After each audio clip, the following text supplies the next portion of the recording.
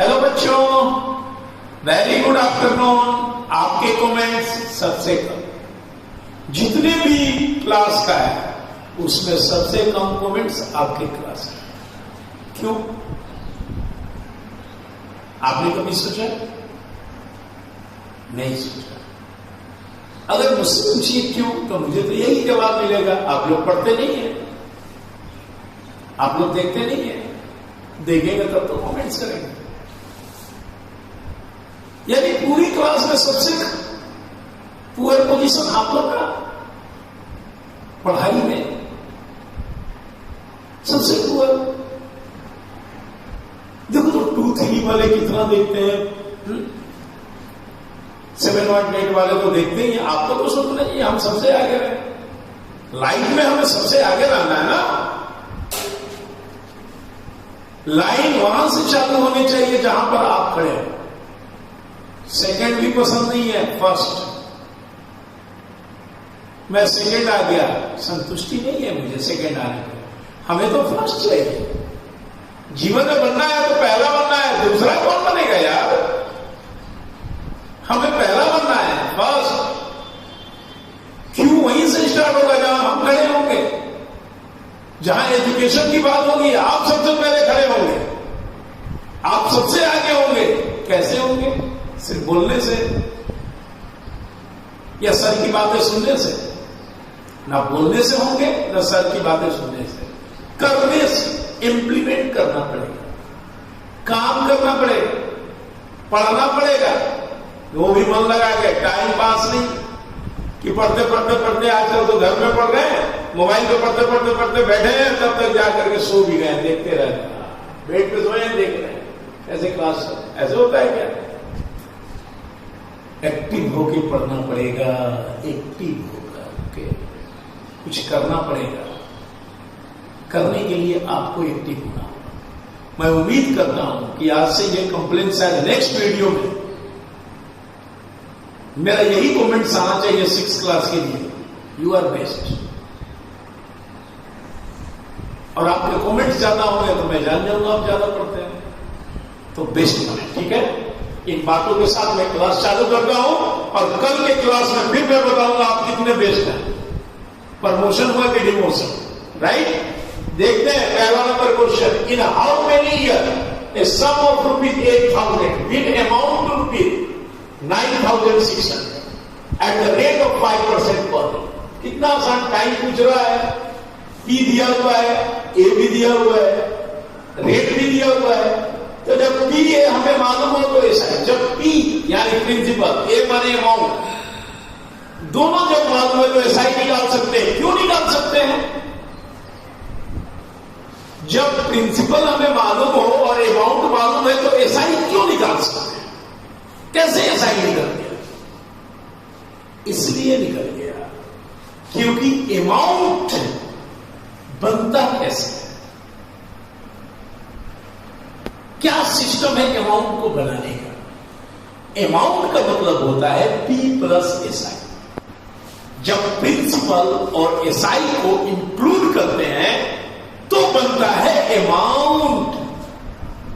बात समझा?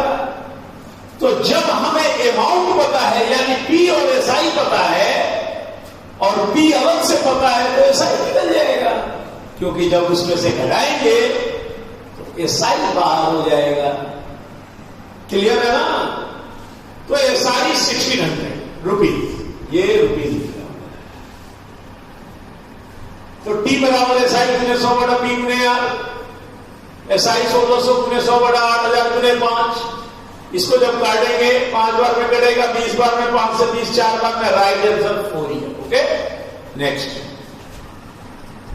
Question number 2 को देखेंगे। कहता है कि farmer borrowed ₹24,000 at the rate of 8% per annum. SI he clear the debt after 3/1/2 year by ₹15,000 and account find the cost of the firm. आप इसका मतलब पहले समझें। कहता है 24,000 रुपया सूद पे लिया और 3% रेट पर एनम, और वो क्लियर द डेट। डेट माने क्या होता है? डेप्टर एक शब्द है, डेप्टर, डेप्टर से बना डेप्टर माने होता है देनदार। मैंने किसी से कुछ लिया तो उसका मैं डेप्टर बन गया, या मैंने किसी को कुछ दिया तो वो मेरा डेप्टर है, देनदार है, वो मुझे देगा। ठीक है, तो इसने 24,000 रुपया लिया तो ये डेप्टर अपना देनदारी 3/1/2 ईयर में 15,000 रुपया, 24,000 में 15,000 रुपया दिया, बाकी सूद तो अलग है। और साथ में एक गाय, साथ में क्या दिया, एक गाय दिया। तो काऊ का कॉस्ट क्या है, यही बोल रहा है, काऊ का कॉस्ट क्या है, ध्यान देंगे। हेलो हेलो, P बराबर 24,000 R पे 1%, P3 which 1/2 ईयर यानी 7/2 ईयर है, और पे करता है कैश 50,000। तो एसआई निकालेंगे P गुने R गुने D बटा 100, और जब एसआई निकालेंगे तो आएगा 8,400 रुपया। अमाउंट बनाएंगे क्योंकि पैसा देना है, अमाउंट P प्लस एसआई 24,000 8,400 जोड़ेंगे तो 32,400 रुपया देना था, पर दिया 15,000 रुपया का कॉस्ट ऑफ काउ। बाकी का बदले क्या हुआ, काउ का काम हो गया, तो 32,400 में 15,000 घटा देंगे, यानी काउ का कॉस्ट हुआ 70,400।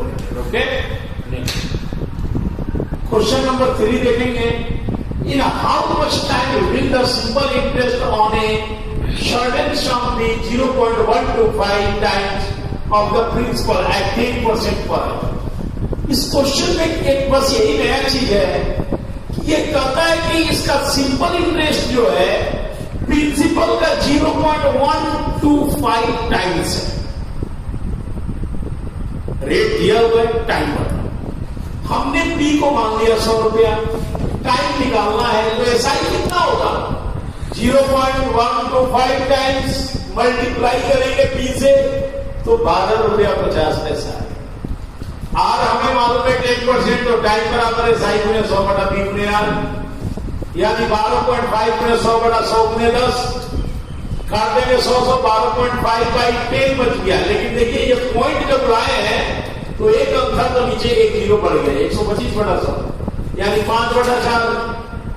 मिक्स में करेंगे तो 1 मिक्स 1/4 ईयर, ये भी राइट है, लेकिन महीना में बदलना होगा तो 1 तो ईयर हो गया, और 1/4 को 12 से मल्टीप्लाई करेंगे, क्योंकि साल में 12 महीने होते हैं तो 3 बार में कट जाएगा, 3 मंथ हो गया, 1 साल 3 महीना। ओके, नेक्स्ट क्वेश्चन नंबर 4 देखेंगे। A bank gives 12% annual simple interest and the expenditure on recharge, education in 1,150 rupees per month. Find the deposit money in bank so that the SI completes the monthly expenditure. कहने का मतलब यह है कि रीचा नाम की एक लड़की है, उसका महीने का एजुकेशन का खर्च 1,150 रुपया, तो साल का कितना हो जाएगा, 12 से गुना कर देंगे 13,800। और बैंक कहता है कि जितना पैसा जमा करोगे 12% इंटरेस्ट दूंगा। तो एक पेरेंट्स मान लो कितना पैसा बैंक में जमा कर दे ताकि उसका जो एक्सपेंडिचर है बच्चे का पढ़ाने का वो उसके सूद से ही रिकवर हो। बहुत सारे पेरेंट्स ऐसे करते हैं, जैसे मान लीजिए कुछ पेरेंट्स ऐसे भी हैं जिनके बच्चे बड़े बड़े यूनिवर्सिटी में जब जाते हैं, सपोज करिए कि उधर जाने के बाद साल का 5 लाख रुपया खर्च है या 4 लाख खर्च है, तो इतना पैसा बैंक में डाल देते हैं कि उसका इंटरेस्ट से उसके एजुकेशन का खर्च करें। यानी अब हमें यह ना सोचना पड़े एज ए गार्जियन कि बच्चे का एजुकेशन का पैसा कहां से आएगा, हम उसको डिपॉजिट कर दें, उसी से उस पढ़ाई चलता रहे, बाकी हम दूसरे काम को देखें। उसी तरह का ये कंडीशन। तो बताइए कितना प्रिंसिपल होना चाहिए, प्रिंसिपल पूछा तो हमने प्रिंसिपल मान लिया एक्स टाइम 1 ईयर, और एसआई होगा, ये एसआई हो गया, ये क्या है, एसआई है। उतना पैसा का एसआई 13,800 साल में होना चाहिए। तो एसआई बराबर पी गुने आर गुने टी बटा 100। एसआई 13,800 है, पी एक्स है, 12% रेट दिया हुआ है, टाइम 1 ईयर का है, तो 1 मानेंगे भागा 100, काटेंगे 3x बटा 25 क्रॉस मल्टीप्लाई करेंगे, 3x 13,800 गुने 25 x बराबर 3 से भागा देंगे, 4600 बाद में बढ़ेगा, गुना करेंगे तो आएगा 1,15,000 x का वैल्यू यानी कि 1,15,000 यदि मैं बैंक में जमा कर दूं तो 12% इंटरेस्ट में 13,800 रुपया 1 साल का इंटरेस्ट हो गया, जिससे हमारे बच्चे का रीचा का 1,150 रुपया मंथली एक्सपेंडिचर रिकवर हो जाएगा। ओके, तो राइट आंसर 1,15,000। नेक्स्ट नंबर 5 देखेंगे आज का ध्यान से। The simple interest on a certain some for 4 years at 6% per annum is ₹180 more than the simple interest on the same for 3 years at 7% per annum. Find the sum. कहता है कि time 4 साल, rate 6%, B मालूम नहीं है, हमने x मान लिया। इसका एसआई टाइम 3 ईयर और 7%, बी जितना इसका है उतना ही, इसका एसआई इसके एसआई से ये वाला 180 कम है, यानी इसका एसआई 180 ज्यादा है, इसका एसआई 180 से कम है। तो पी बताओ, यही पूछना है। तो देखिए एसआई निकालेंगे, पी गुने आर गुने टी बटा 100, इसको काटेंगे x गुने 6 गुने 4/100, 6x बटा 24, इसका एसआई आ गया। और इसके भी एसआई को करेंगे, पी गुने आर गुने टी बटा 100, x गुने 7 बटा 3 बटा 100, यानी 21 x बटा 100। अब इसके एसआई में इसके एसआई को घटाएंगे, 6x by 25 minus 21x by 100 बराबर 180, घटाएंगे 100 आएगा, 3x by 100 बराबर 180, 3x बराबर 100 गुने 180, तो x बराबर 100 गुने 180 बटा 3, x का वैल्यू 6000। Okay, thank you.